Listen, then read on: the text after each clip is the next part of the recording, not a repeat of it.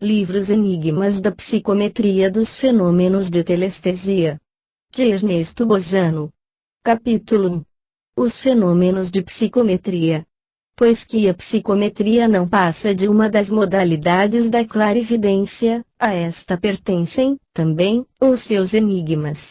É natural, portanto, que, ao falarmos nesta obra de uma, sejamos levados a tratar da outra.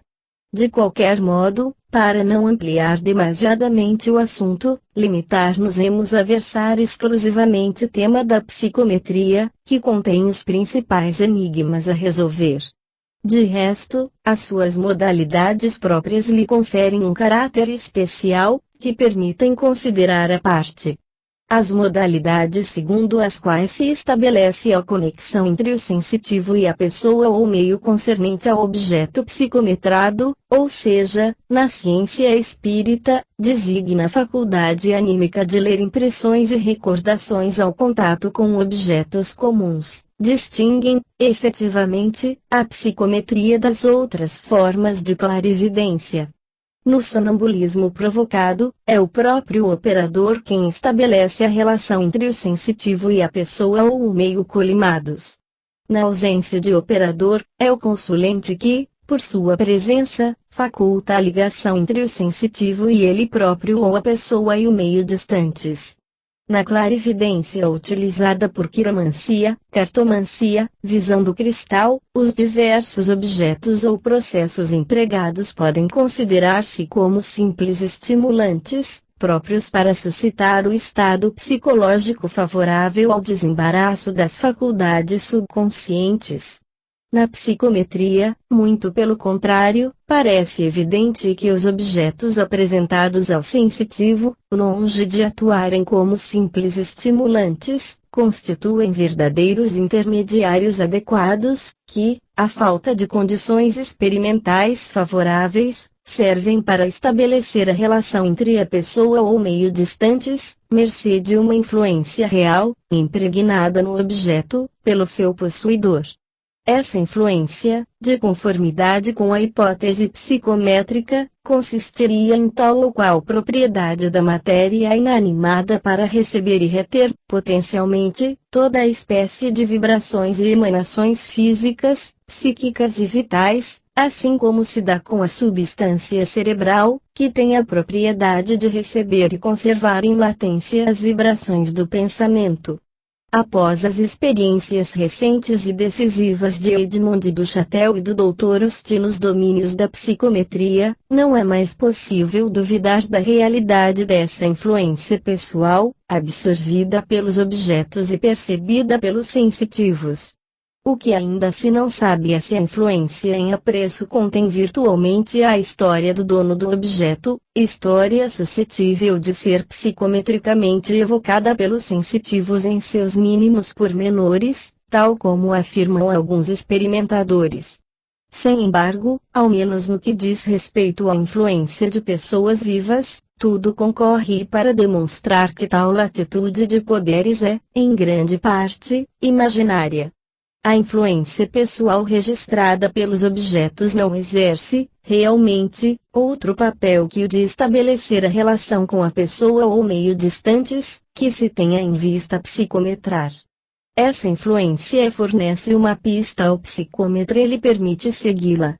Daí resultaria que as descrições e revelações verídicas, obtidas graças à relação psicométrica, longe de serem diretamente extraídas da influência contida nos objetos psicometrados, ou seja, na ciência espírita, designa a faculdade anímica de ler impressões e recordações ao contato com objetos comuns, seriam alcançadas por meio das faculdades clarividentes e telepáticas do sensitivo e orientadas. Isto sim, pela influência persistente nos objetos. Todavia, apresso a acrescentar que essa limitação de poderes da psicometria, dos quais acabo de tratar unicamente do ponto de vista das influências de natureza humana registradas pelos objetos, não eliminaria a hipótese dos professores Buchanan e Denton, mediante a qual o objeto seria, por si mesmo, capaz de revelar minuciosamente a sua própria história. Não. A minha observação tende apenas à limitação da hipótese, modificando-lhe a significação. Os informes obtidos, graças à análise psicométrica, constituiriam, em todo caso, uma questão de relações estabelecidas por um meio que não seria material propriamente dito, tal como provaremos depois. Aqui assenta o problema mais importante da fenomenologia psicométrica. O fato de penetrar os segredos biográficos da matéria inanimada permaneceria bem mais misterioso, mesmo que se operasse com o concurso das relações com um meio que não fosse matéria, precisamente. Em torno deste enigma maior, outros enigmas surgem não menos perturbadores. Porque, de fato, tudo parece demonstrar que os sensitivos entram, às vezes, em relação com os reinos vegetal e animal, a tal ponto se identificando com a influência contida no objeto psicometrado, ou seja, na ciência espírita, designa a faculdade anímica de ler impressões e recordações ao contato com objetos comuns, que dir-se-ia apropriarem-se das sensações, dos entendimentos, das vibrações e sensações rudimentares dos organismos ou substâncias estudados.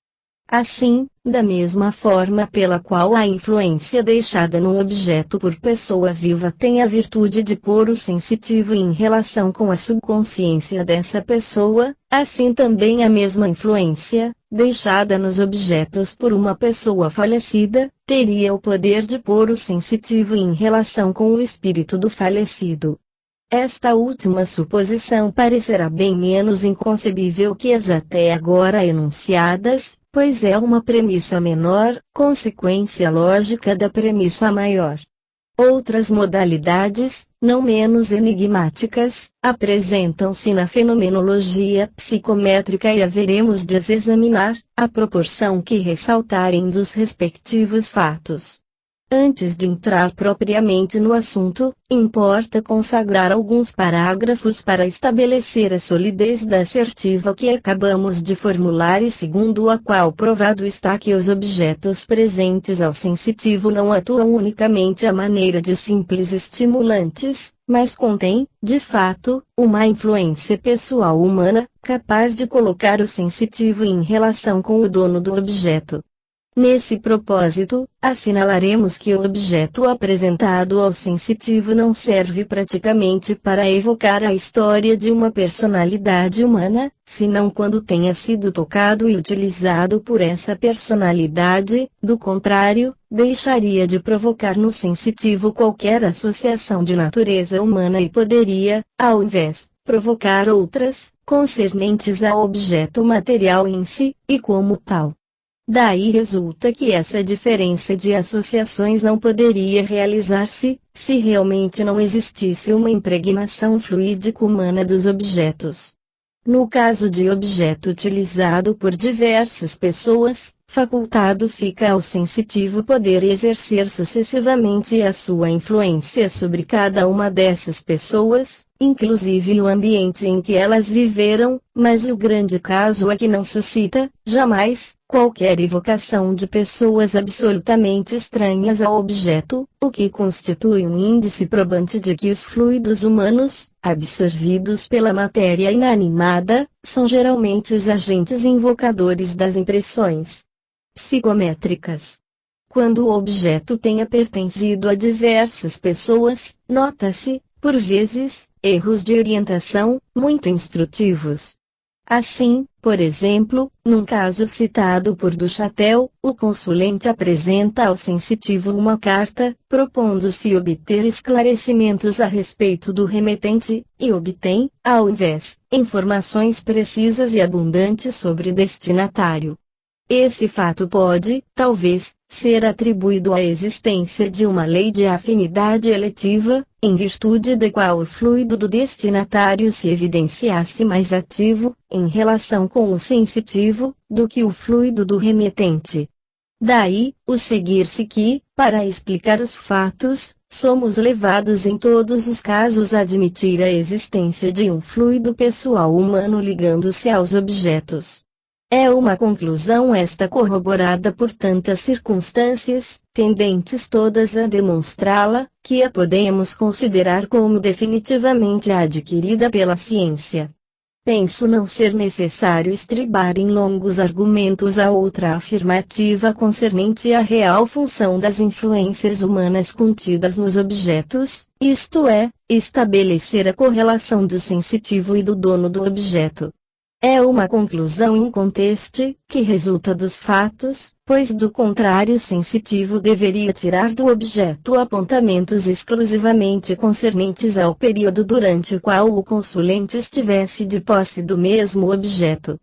Entretanto, muito pelo contrário, o que acontece é que o sensitivo frequentemente revela incidentes ocorridos antes e depois de haver o consulente usado o objeto, e vai mesmo mais longe às vezes, isto é, ultrapassa o passado e o presente, para aventurar-se pelo futuro.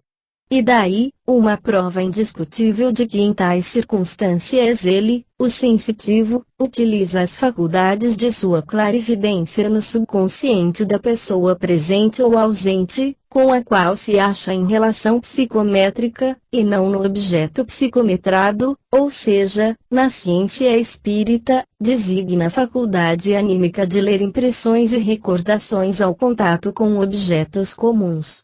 Tudo quanto vimos de dizer refere-se aos casos de influência humana, registrada pelos objetos. Por legítimas, até certo ponto, poderíamos haver essas mesmas conclusões, nos casos de objetos ligados a influências animais. Já quando se trata de organismos vegetais, desprovidos de uma subconsciência suscetível de ser explorada, elas são menos admissíveis. Por outro lado, impossível fora concluir do mesmo modo, em se tratando de objetos extremos de toda a influência humana, animal ou vegetal e que, não obstante, revelassem aos sensitivos acontecimentos mais ou menos genéricos de sua história geológica, paleozoica e arqueológica. Efetivamente, nestes casos, não há como fugir a esta interrogação, onde poderia o sensitivo aurir as suas informações, senão no próprio objeto ou em um meio transcendental relacionado ao objeto? O problema permanece assaz misterioso e de solução duvidosa, como evidenciaremos no momento dado. Agora, para elucidar o assunto, compete-nos apresentar exemplos, prevenindo o leitor de que não nos é possível classificá-los, pois muitas vezes os incidentes contidos num caso particular pertencem a diferentes categorias de fatos. Forçoso é, pois, resignarmos-nos a dispô-los da melhor forma possível, negligenciando os métodos normais da classificação científica. Entre os exemplos dignos de interesse, notar-se-á, mais especialmente, os obtidos por intermédio da senhorita Edith Altorne, há tempos já falecida, na idade de 39 anos. Criatura bexigosa e enfermiça, o seu precário estado de saúde não a impedia de se dedicar a obras de caridade e filantropia. Animada de uma compassividade extrema para com as crianças abandonadas, tinha ela fundado um instituto, Tetunitimiguiud, destinado a crianças atrofiadas e raquíticas, ao qual consagrava todo o tempo disponível nos últimos anos de sua existência. Do seu admirável espírito de sacrifício, eis como depõe uma testemunha. Genial, a sua intuição nos cuidados para vivificar uma laringe ou uma língua atrofiada. Nesses trabalhos, era de uma paciência sem limites, a fim de conseguir um tratamento eficaz, e tão suave, e tão carinhoso, a ponto de o transformar em distração alegre para os pequeninos enfermos. E a senhorita Altorne estava firmemente convencida de que as influências do mundo espiritual assistiam-na em sua tarefa. A seu ver, os processos engenhosos que imaginava, e mediante os quais cada utensílio se adaptava expressamente a cada paciente, eram-lhe sugeridos pelos invisíveis. Essa presunção não é inverossímil, tendo-se em vista as faculdades mediúnicas notáveis que ela revelou nesse período de sua vida. Em suas experiências psicométricas, a senhorita Altorne deu provas de uma capacidade de investigação realmente científica. No intuito de eliminar toda a possibilidade de sugestão involuntária ou de leitura do pensamento, procurava obter de lugares longínquos objetos desconhecidos para os psicometrar, registrando logo em seguida a impressão que lhe dava cada objeto e comunicando-se com o seu remetente, a fim de consignar este as próprias observações, de confronto com o documento psicométrico. Algumas dessas notícias biográficas permitirão apreciar melhor o valor científico da série de experiências feitas por seu intermédio e publicadas, em parte, na revista inglesa Light, de 1903 a 1904. Primeiro caso. Extraído de Light, 1903, página 14. Edith Altorne escreve. A experiência a seguir foi feita com o Sr. Samuel Bones, 16, Askelbridge Road, Dudley, Worcestershire, com quem mantenho correspondência bastante assídua. Dei-lhe preferência porque todas as pessoas de minha intimidade sabem que eu e o Sr. Bones nunca nos vimos e que jamais pisei no condado em que ele reside. Pedi a esse senhor que me enviasse amostras diversas, de qualquer natureza, das quais eu tudo deveria ignorar, exceto o número de ordem que me habilitasse a distingui-las. Ao receber essas amostras, impunha-me a notar imediatamente as impressões que cada uma me suscitava, à proporção que as ia segurando entre as mãos, a fim de expedir, em seguida, essas impressões escritas ao Sr. Bones, que lhes aditaria o respectivo comentário, atinente à autenticidade das minhas notas psicométricas. No memorial a seguir, as observações do Sr. Bones vão registradas entre parênteses. História da amostra número 5. Colocando a mão sobre a amostra embrulhada em papel grosso e constituída de uma substância dura e resistente, percebo imediatamente 2 ou 3 homens examinarem uma parede negra. Um desses homens tem à mão uma lanterna, outra pesquisa, insistente, aqui e ali, mostrando-se muito prudente antes de dar a sua opinião. Eis uma descrição fiel dos inspetores de Minas, que descem pela manhã aos poços, munidos da lâmpada de segurança, a fim de verificarem se tudo está em ordem, antes da chegada dos trabalhadores. S. Presinto que neste embrulho está um pedaço de carvão, nada xistoso. É uma bela qualidade de hulha. Perfeitamente, hulha e éten, S. Foi arrancado de grande profundidade. Efetivamente, da camada mais profunda da mina, S. Os homens que trabalharam nessa espécie de túnel estão muito abaixo de um ponto de onde me chegam ruídos de rodas e vagões em movimento. A superfície do solo, uma via férrea de bitola estreita passa muito perto do local em que foi extraída essa pedra. O túnel escuro é um dos ramais da mina, S. Vejo grupos de homens em atividade para abrir passagem através de um negro paredão. Uns de pé, outros agachados, todos, porém, em posições forçadas e contrafeitas. Os mineiros trabalham realmente em grupos isolados. Quanto ao mais, é observação exata do penoso trabalho de mineração. Agora meu olhar se fixa num homem que trabalha sozinho, em uma galeria tão baixa e tão estreita que o força deitar-se. Ao contemplá-lo, assalta-me um como sentimento de tristeza e ansiedade, sou levada a orar e a desejar que se não verifique um desmoronamento capaz de esmagar. Não. Há muito tempo que nesse ponto não ocorrem desastres, S. Coisa singular. Os pensamentos desse homem não se prendem à sua tarefa. Ele está pensando na esposa e no filho de tenra idade. Percebo, agora, um cemitério de aldeia, no qual repousam criaturas de condição humilde, em grande escala, e leio as inscrições ingênuas apostas em suas respectivas campas. Não há cemitério nem igreja nos arredores. O cemitério mais próximo está à distância de 1 milha, S. Tenho diante de mim uma parede negra, impenetrável e inexplorada, percebo água a pequena distância. Experimento vibrações tão fortes, tão vivas, que sou forçada a passar adiante. Agora, é como se o caminho se abrisse à minha frente, a levar-me para a direita. Estou perturbada, é preciso vedar ou desviar esta fonte, sob pena de ver os operários afogados quais ratos em suas tocas. Exatíssimo. Pura verdade. Há grande quantidade de água nas minas, precisamente na direção apontada. Essa água é tanta que, numa galeria perfurada, à direita, houve de abandonar-se o trabalho antes de atingir o filão carbonífero, porque a pressão da água impossibilitava os trabalhos de aproximação. Presentemente o perigo está quase conjurado e os operários presumem que a fonte estaria seca, se não houvesse sempre água no subsolo. Impossível se me torna, agora, traduzir nitidamente as impressões que experimento, tristes e contraditórias.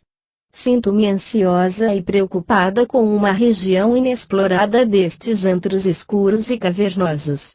Estou como que empolgada pela ideia de um perigo iminente e indefinível, dói-me a cabeça, sufoco, tenho sensações vertiginosas. É como se houvesse um perigo a temer nos veios d'água.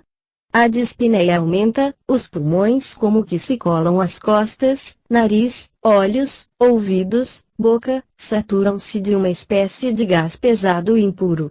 Estala-me o crânio. Excelente descrição dos efeitos da saturação úmida, de começo muito acentuada nesta mina, Oh! Que visão horrível! Vejo o homem, há pouco descrito, estertorante no chão, lívido, a sangrar pela boca, pelo nariz, pelos ouvidos. Eureka! Estupenda revelação! Agora me lembro de que há 20 anos um operário ficou mortalmente ferido nessa galeria, quando tentava atingir o filão carbonífero, e isso justamente por efeito de uma inesperada inundação. Esse homem faleceu 4 semanas após o acidente e sua mulher deu-lhe um filho horas antes de ele morrer. Ora, essa criança, hoje rapaz de 20 anos, é o próprio que nos entregou a amostra psicometrada. Será daí que lhe tenha provindo essa impressão de tristeza? Neste momento desço abaixo dessa camada de hulha. Meu pensamento se prende a centenas de séculos anteriores ao Cristo. Estou a ver uma floresta cujas árvores têm uma folhagem tão espessa que me impedem de ver o céu. Diviso ursos de um pardo escuro, quase negros, procurando as suas cavernas. Um animal monstro, de pé, sobre uma rocha da qual jorra uma coluna d'água, semelhando um lençol. De modo vago, ligo esta fonte a que existe atualmente na mina e de que me proveio tão grande angústia. Veríssimo. Informaram-me que a água que inundava nossa mina jorrava de baixo para cima. Que belas observações verídicas neste vosso ensaio psicométrico.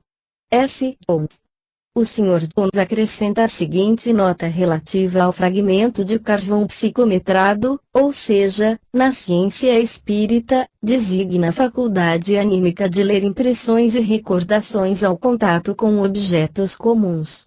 Trata-se de hulha tecnicamente denominada atemporal, devido à camada especial de carvão, de que foi extraída. Há na mina diversas camadas ou filões dessa natureza, separados por sedimentos de outra espécie. O carvão dito latem é o proveniente da camada mais profunda.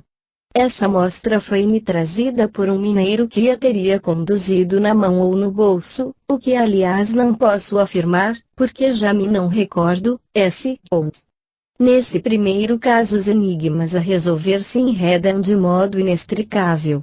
Preferível, pois, prosseguir na exposição dos fatos mais simples, a fim de deslindar a meada. E até que o possamos fazer, notemos este fato: de todas as hipóteses que nos ocupam, nenhuma se nos afigura menos indicada para explicar os fatos, do que essa mediante a qual um objeto viesse revelar a sua própria história. Teoricamente, não se pode admitir que um pedaço de carvão mergulhado nas profundezas da mina, a centenas de metros do local em que se ferira um operário 20 anos antes, tenha podido receber as vibrações mentais desse operário, de modo a revelar o seu drama clarividente. À vista de tal incidente, a solução mais verossímil seria supor que a amostra recolhida e conduzida pelo filho da vítima se impregnasse da influência vital do rapaz. Então, a sensitiva, ao desvendar a relação existente entre a amostra e seu portador, teria urido na subconsciência deste o conhecimento do acidente. Reconheço, todavia, que esta última suposição é uma tanto audaciosa, e como o filho se intromete, indubitavelmente, de qualquer modo, na revelação psicométrica, fácil se tornaria eliminá-la, supondo que por intermédio dele uma relação telepática se estabelecesse entre a sensitiva e o pai falecido. É uma hipótese esta que articulo, porque, no relatório, se verifica um incidente impossível de figurar na subconsciência do rapaz, a saber, a declaração da sensitiva, de que os pensamentos daquele homem não se prendiam à sua tarefa, mas dirigiam-se à mulher e ao filhinho, observação esta que poderia muito bem se referir a qualquer traço característico do morto e constituir uma de suas reminiscências, mas que o filho não estava.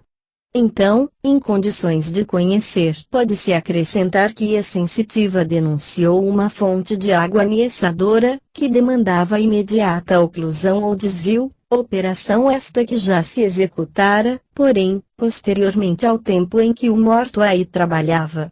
Aliás, daquela mesma circunstância foi que derivou o acidente de que foi ele a vítima, fato este cujo advento leva, por isso mesmo, a crer que se trata de uma reminiscência póstuma, telepaticamente transmitida à sensitiva. Pelo que diz respeito à exata descrição da mina, a hipótese menos ampla constituiria no supor que uma relação telepática se estabeleceu entre a sensitiva e a subconsciência do remetente Sr. Jones, funcionário da dita mina. Ficaria para resolver o problema que se apresentou à sensitiva, da visão pré-histórica de uma floresta paleológica, povoada de ursos e ligada ao passado da mina. Para este caso especial, ainda se poderia supor que a sensitiva urisse uma imagem pictográfica nas reminiscências subconscientes de leituras feitas pelo Sr. Jones. Hipótese ousada, também, mas que acolhemos no momento e na expectativa de considerar episódios outros do mesmo gênero, teoricamente mais nítidos e de molde a excluir a hipótese arbitrária de uma subconsciência de latitudes infinitas, que é também o último refúgio do misoneísmo científico, ou seja, aversão ou desconfiança em relação a mudanças, hostilidade para com o novo. Segundo caso. Encontra-se também em Light, 1903, página 273, uma série de experiências feitas com amostras enviadas pelo Sr. Samuel Jones à senhorita Edith Althorne. Aqui a exposição é precedida da seguinte advertência. Diversos pesquisadores manifestaram desejo de conhecer a distância que separa a destinatária do remetente, o que me leva a declarar que o Sr. Jones reside em Dudley, Worcester City, 6, Askell Bridge, Gornalwood e a senhorita Edith em Londres, 3, Upper Street, Islington. Aqui, como no primeiro relato, as anotações do Sr. Jones vão entre parênteses. Amostra número 11. Coisa singular. Com este espécime, sinto-me invadida por uma forte impressão de remota antiguidade. Não obstante, percebo tratar-se de terra apanhada à superfície do solo, muito perto de um grande muro de pedra. Exatíssimo. Terra colhida na base de um grande muro divisória de antiquíssimo pátio. Subo penosamente uma colina escarpada, dirijo-me às ruínas de velho castelo. Do alto de uma torre, ou dentada muralha, contemplo a cidade. Entre os escombros do castelo avisto arqueólogos, que palpam prudentemente as paredes decrépitas.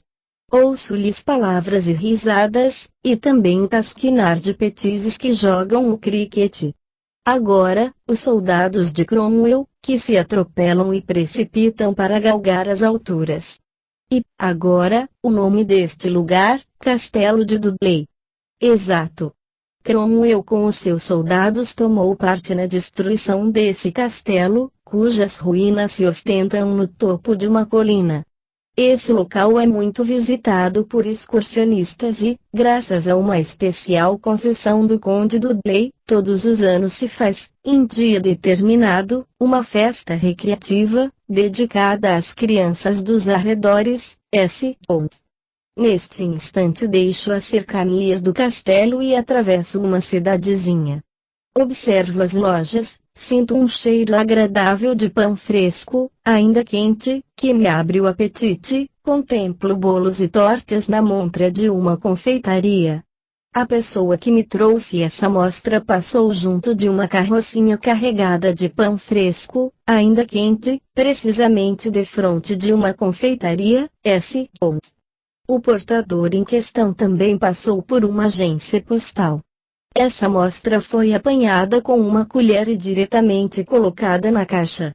Não sofreu, portanto, qualquer outro contato. Assim, não posso compreender como pode ser influenciada por observações do seu portador, S.O. Tem razão o Sr. Bond para se admirar deste último detalhe, tão curioso quão misterioso, ainda que a explicação que lhe atribui não seja a mais convinhável. De fato, é muito possível que o objeto não tenha sido influenciado pela visualidade do seu portador e sim saturado do seu fluido vital, condição que permitiu à sensitiva entrar em relação telepática com a subconsciência do portador e conhecer das suas sensações, à vista do pão fresco e do seu cheiro aperitivo. Por outro lado, as diferentes visões que se apresentam à sensitiva, em meio às ruínas do castelo de Dudley, não são, provavelmente, outra coisa que uma sucessão de imagens pictográficas, auridas telepaticamente na subconsciência do Sr. Bond. Na análise da amostra número 10, a que deixo de me reportar para não alongar muito esta exposição, trata-se de um punhado de terra do jardim do Sr. Bond. A sensitiva observa imediatamente que se trata de terra colhida à superfície do solo, revela a existência, no subsolo, de uma mina de hulha e acrescenta. À distância de 200 ou 300 metros do local em que foi recolhida esta terra, há casas ameaçadas de desmoronamento, devido aos trabalhos subterrâneos de mineração. Esse desmoronamento verificou-se alguns dias depois. É claro que a sensitiva não podia extrair essa informação da amostra de terra que ela apertava nas mãos, ao passo que podia extraí-la, de qualquer modo, da subconsciência do Sr. Bond, que não ignorava a situação periclitante daquele grupo de casas. Terceiro caso. Extraído de Light, 1903, página 365. Dando sequência às experiências da senhorita Altorne, eis o que ela mesma escreve ao diretor dessa revista.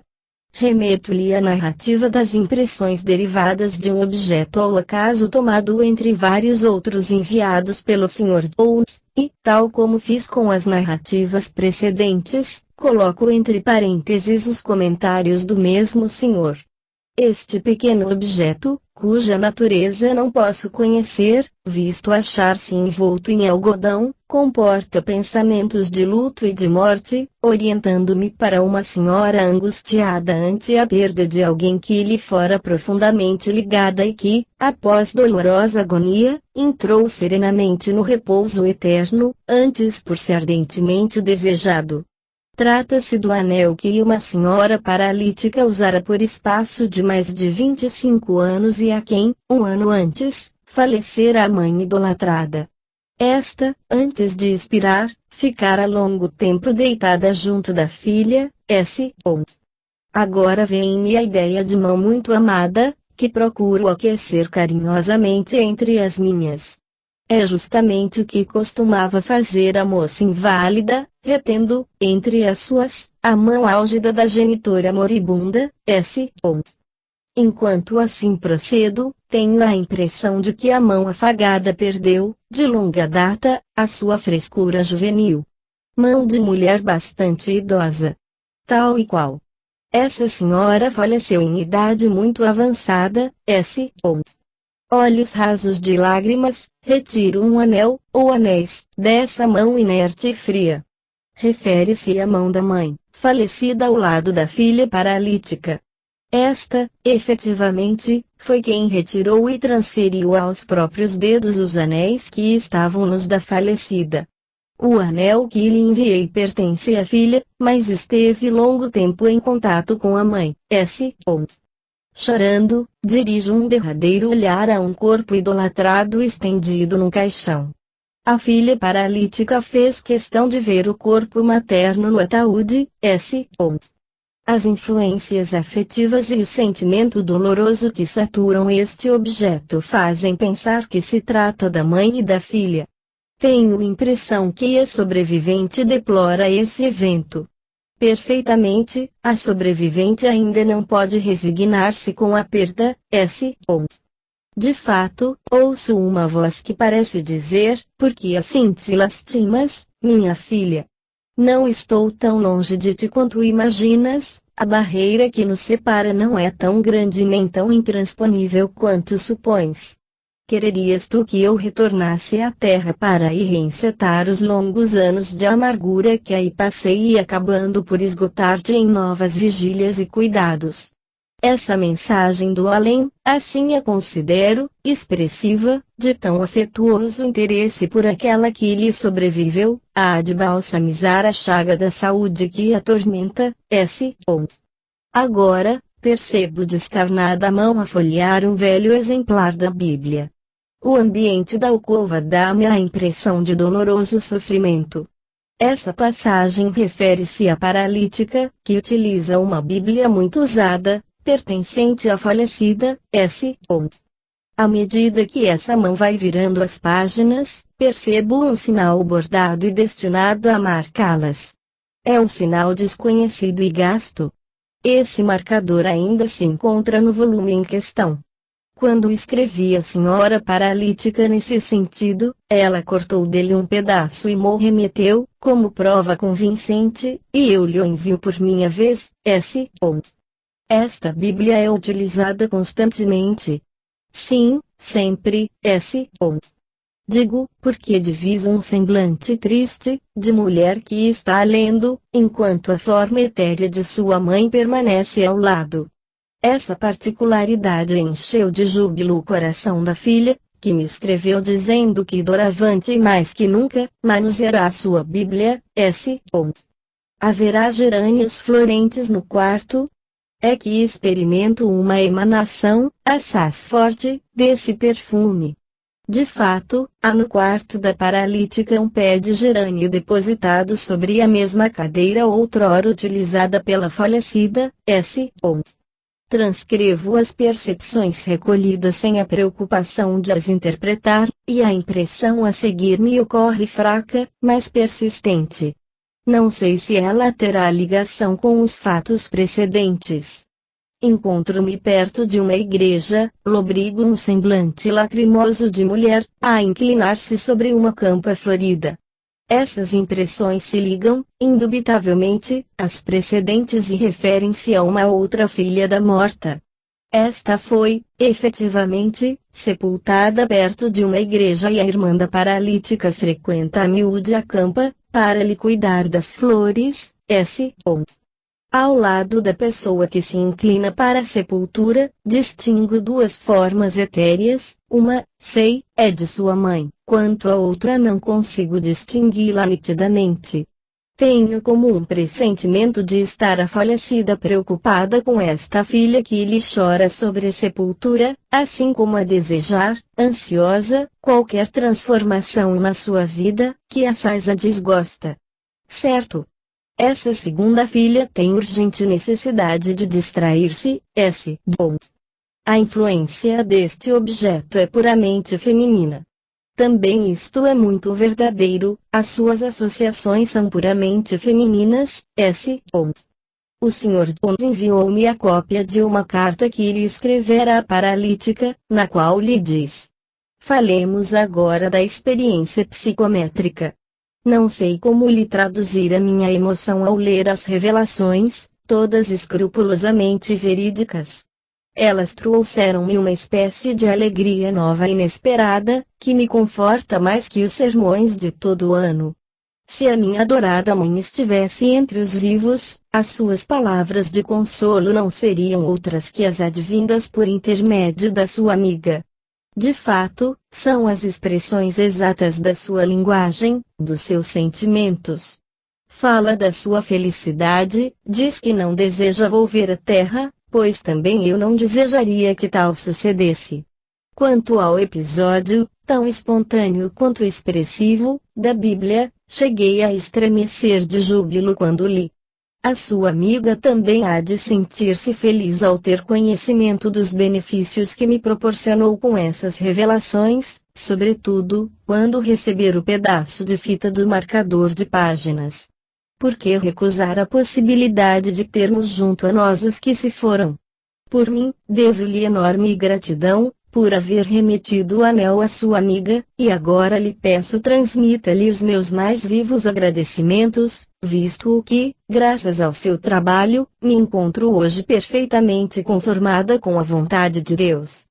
Esse caso é realmente admirável, dado a veracidade irrepreensível de todas as impressões da sensitiva. Por pouco que meditemos, que prodígio!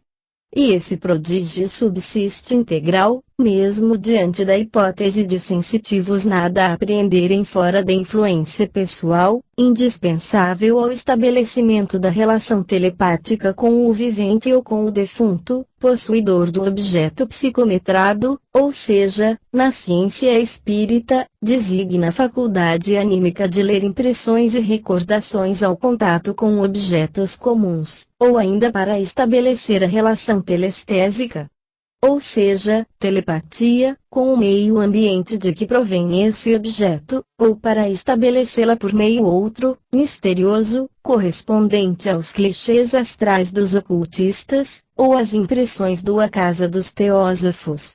Estes últimos meios não passam de hipóteses puramente metafísicas, impossíveis de se eliminarem, em virtude de alguns episódios obscuros, de que trataremos mais adiante.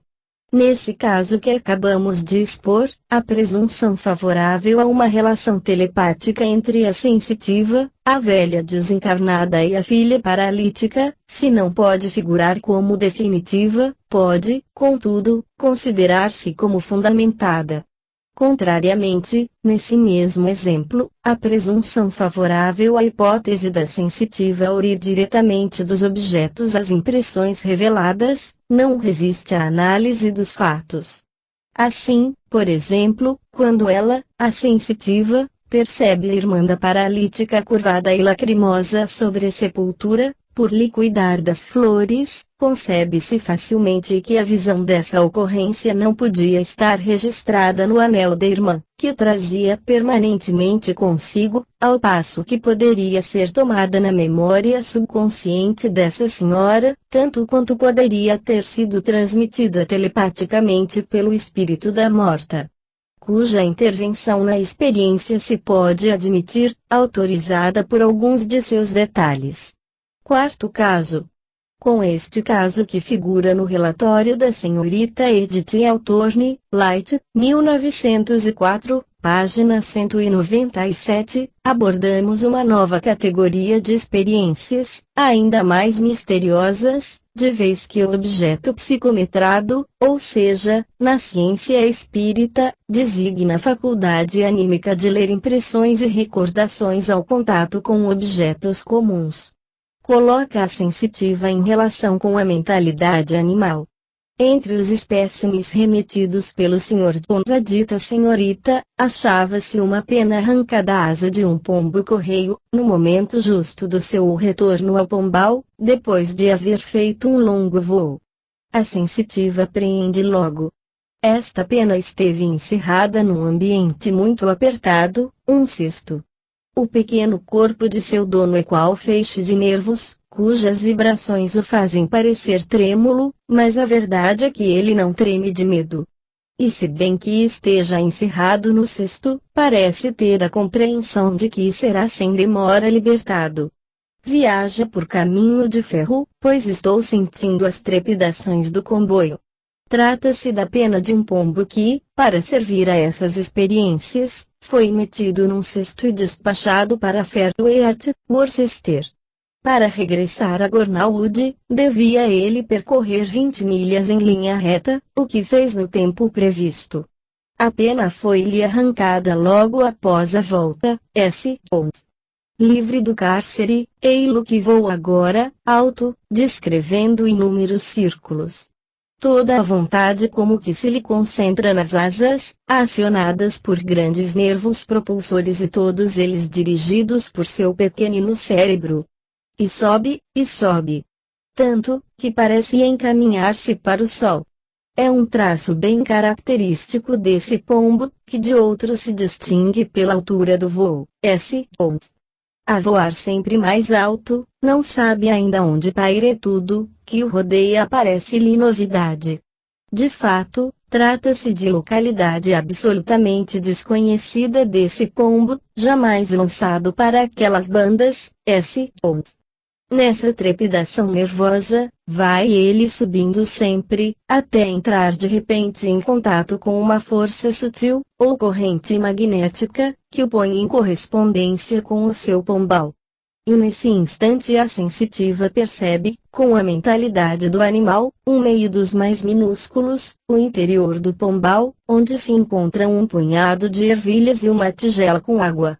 Ela sente que essa imagem pictográfica da casinhola, distante, se integrou no pombo naquele momento. Ele percebe a corrente magnética, mas enquanto não se julga seguro do contato dessas vibrações sutis, parece experimentar como que uma ansiedade nervosa. Desde, porém, que o contato se estabeleceu, vai-se-lhe aquela ansiedade, readquire confiança, executa algumas evoluções e voa em flecha na direção do pombal. Parece que se despreocupa de fixar os pontos de referência na paisagem que lhe fica por baixo e concentra-se todo no propósito de guardar a zona sulcada pela corrente magnética. Todavia, ao pairar sobre uma cidade, as diretivas no percurso se lhe tornam mais dificultosas, porque aí as vibrações magnéticas se confundem com as vibrações sônicas, que se elevam da cidade. Daí resulta que, não podendo fiar-se inteiramente no magnetismo terrestre, ele procura pontos de referência, tais como as setas das torres, os cataventos, as chaminés das fábricas, de que possui visão assaz nítida, como o mais belo dos negativos fotográficos, o que demonstra a esplendida objetiva natural, constituída pelos olhos das aves. Agora o pombo atravessa a nuvem espessa, não de fumaça, e instintivamente acelera o voo, porque a friagem do ar rarefeito lhe torna mais difícil a respiração. É exato, nessa manhã o tempo não era bom, o céu se coalhava intermitentemente de grossas nuvens, que corriam em sentido contrário ao voo, Ao aproximar-se do pouso, o pombo torna-se como indeciso, porque ouve apitos agudos de todos os lados e não consegue distinguir o do seu pombeiro. Por outro lado, é como se estivesse agora atemorizado e cauteloso, devido a alguns meninos que o espreitam com o intuito de o capturarem. Não há dúvida de que isso já lhe tenha acontecido, pois de outra forma não se explicaria esse temor de ser enclausurado noutra casinha que não a sua. Está certo, esse pombo foi uma vez capturado por um criador, que o manteve prisioneiro algumas semanas. Aqui os criadores são legião e todos mais ou menos se empenham em capturar os pombos dos colegas, Haverá, nas proximidades do pombal, 2 gatos, um de pelo rajado e outro de focinho preto com malhas brancas. É que ambos infundem grande ansiedade ao pobre pombo.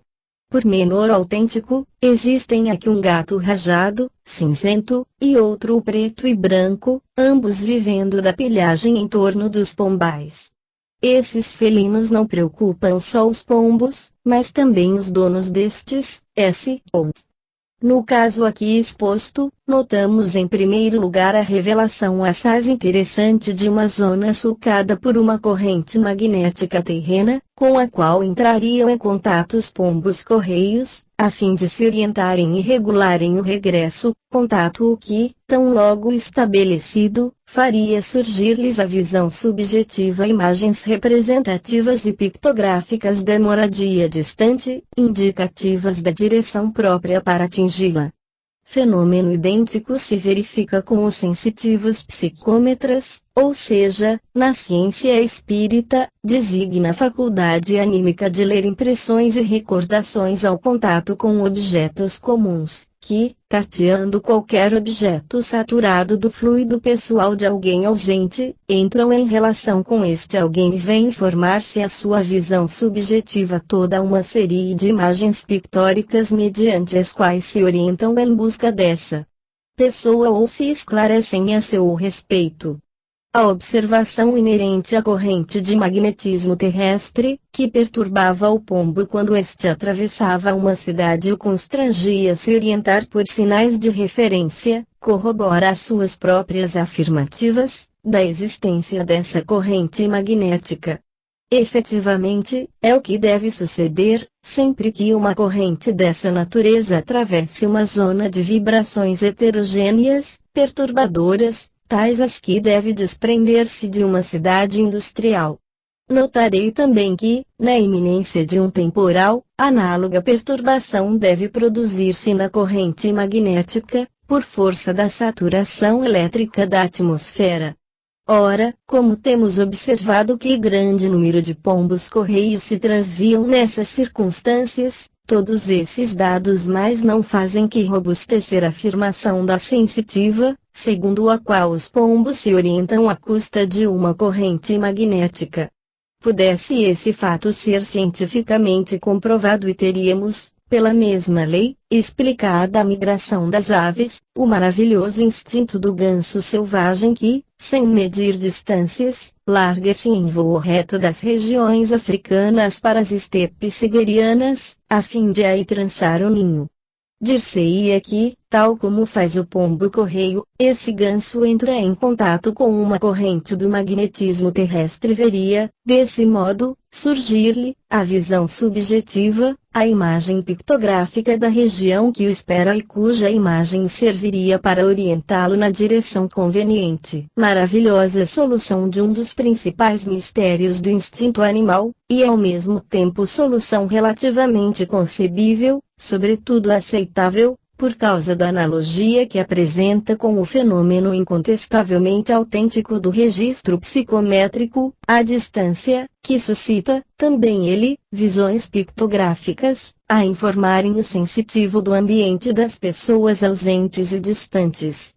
Daí resultaria que o instinto migratório das aves poderia ser provocado por uma corrente nervosa e peculiar às mesmas e que, em determinadas estações, despertasse para vibrar em consonância com as correntes magnéticas da Terra, tal como se dá com o instinto psicômetra, suscitado por uma corrente nervosa especial, que desperta em dadas circunstâncias, para vibrar em consonância com os fluidos vitais de outros indivíduos, vivos ou mortos, ou ainda, talvez, com os traços dos acontecimentos gravados num ambiente transcendental, que denominaremos, com MIRS, ambiente meta-etérico. Encarando agora, sob outro aspecto, o fato aqui relatado, importa notar que na supradita análise psicométrica tudo, quanto por sua natureza pode ser controlado de forma demonstrável aos dizeres da sensitiva, a viagem do pombo por caminho de ferro, dentro de um cesto, seu traço característico de voar alto, o desvio consequente à circunstância de região a ele estranha, o fato de já ter sido capturado, o estado nebuloso do céu e até a existência dos dois gatos rondantes do pombal, se verificou com a mais perfeita exatidão. Somos, pois, levados a deduzir logicamente que as outras impressões psicométricas insuscetíveis de controle sejam igualmente verdadeiras. E ficamos confundidos ante o caso misterioso dessa sensitiva que se identifica com a débil mentalidade de um pombo, a ponto de viver da sua vida e experimentar as sensações, percepções e sentimentos emocionais ou afetivos, que angustiavam aquela minúscula personalidade na trajetória do seu retorno ao pombal. Mas esse fenômeno da identificação completa dos psicômetras, com tudo aquilo que constitui para eles um objeto de relação, não se limita apenas aos seres vivos ou mortos, porque se estende às plantas e até à própria matéria inanimada. É aí que o mistério se torna mais desconcertante. Teremos ocasião de voltar ao assunto quando houvermos de comentar a experiência número 8.